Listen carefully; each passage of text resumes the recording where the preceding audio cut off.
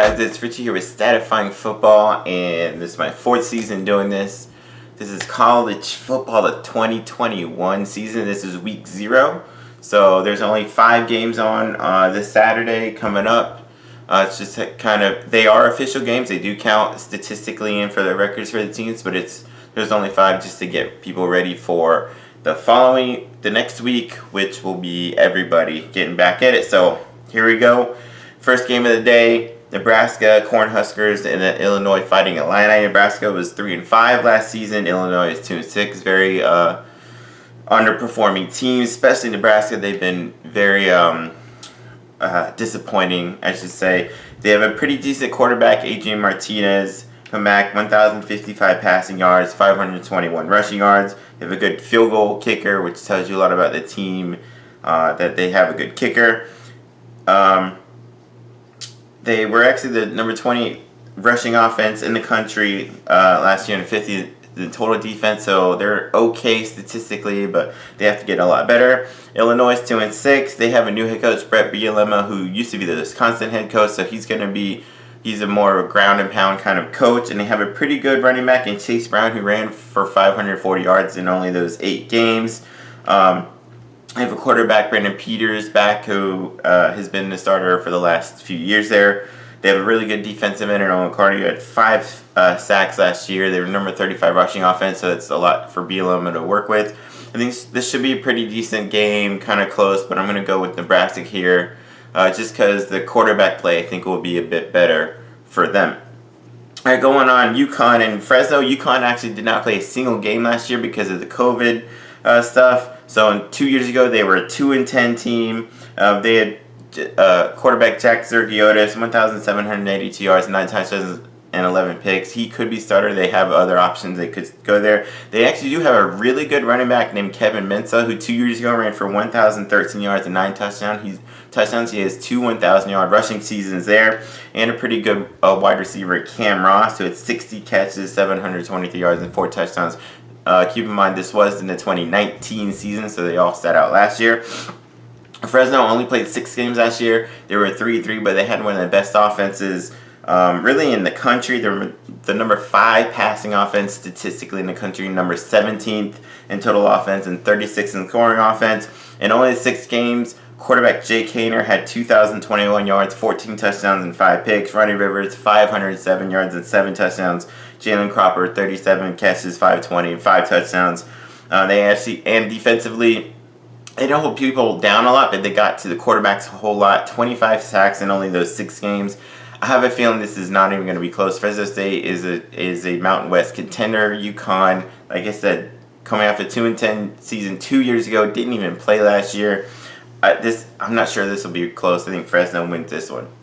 All right, for the game of the weekend, I think Hawaii and UCLA. This could be potentially a really high-scoring game. Hawaii was 5-4 last year. They beat Houston in the New Mexico Bowl 28-21. Chevron Cordero, their quarterback's coming back. He had 2,083 yards, 14 touchdowns to 6 picks, and ran for 483 and 2 touchdowns.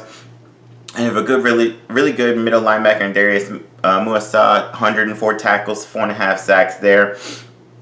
They only had the number 84 scoring offense, but Todd Graham is their coach. He was their coach last year. He has a history of doing really well with offenses, and he's going to push the pedal to the metal and go really fast with this offense. So expect higher scoring there. Whereas UCLA, they were 3-4 last year, but actually did look better with Chip Kelly as their head coach. He was part of the innovative offenses in Oregon 12 years ago or so, making them fast-paced. They have a really good quarterback in Thompson Robinson coming back he had 1,120 passing yards, 12 touchdowns, only 4 picks, and ran for 306 yards and 3 touchdowns. Wide receiver Kyle Phillips, 38 catches, 370, 2 touchdowns. One of the best tight ends in the country. And Greg Dulcich, 26 catches, 515 yards, and 5 touchdowns. They're 20th in the nation in scoring offense, 12th in rushing offense, 21st in total offense there. They have 19 returning starters. This could be a really, really fun game. As I said, both offenses should be high-powered going into the season. They have really good coaches on both sides that know how to run an offense. This could be one of the games like I said, it should be the game of the day. Should be high scoring. Should be fun. If you watch any game this weekend, I think this will be it. I'm gonna go UCLA to get that win here, but it should be exciting to watch. All right, then you got UTEP, Texas El Paso Miners against New Mexico State Aggies. UTEP was 3-5 last year, which is actually an upgrade for them. They've been dismal the past few years, but last year they were competitive, and they have pretty decent players coming back for the team. Quarterback Gavin Hardison, 1,419 yards, 5 touchdowns, 5 picks. Not great there, but Deion Hankins, a really good running back, 592 rushing yards and 9 touchdowns. 2 really good receivers. Jacob Cowing, 41 catches, 691 yards and 3 touchdowns. And Justin Garrett, 38 catches, 510 yards and 3 touchdowns. So they have a good running back, good duo wide receivers there. They have a really good defensive end praise. Mwale, 7 sacks last year. Like I said, for UTEP, these are really good players coming back. They're more competitive than they usually are. And they're facing a New Mexico State team who was terrible. They didn't play during the fall last year. They had 2 spring games against lower division teams in the spring, and they were not very good. They were destroyed by one of them, and they beat the other one in a close one. Quarterback Jonah Johnson had 358 passing yards, a touchdown, and 3 picks in those 2 games. Running back Jawan Price seemed to play pretty well against one of those teams, the one where they beat Dixie State. He did run for 165 yards and a touchdown in that game, but I'm not sure New Mexico really has much of a chance here. Like I said, they only played the 2 games. They still struggled against those lower tier Division 1AA teams. So I'm going to go UTEP getting a nice victory here. Maybe not a blowout, but I think UTEP wins here. And then the final game, you have 1AA Southern Utah facing San Jose State, who came out of nowhere last year. They were 7-1. They won the Mountain West. They beat Boise State in the Mountain West title game.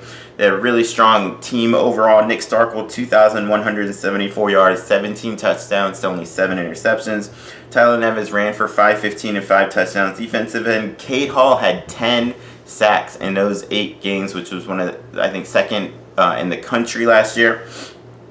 They were 19th in passing offense, 36th in total offense, 15th in scoring defense, 26th in total defense. They have 20 returning starters on the team, 9 on offense, and all 11 starters on the defense back there. So I think they shouldn't have much trouble with Southern Utah there and starting off 1-0. So those are my picks. Those are my 5 games. You got Nebraska over Illinois, Fresno State over UConn, UCLA over Hawaii in a fun game, UTEP over New Mexico State, and San Jose State Spartans over 1AA Southern Utah. So check out next week for my Week 1 picks and for my NFL picks in a couple of weeks. Peace.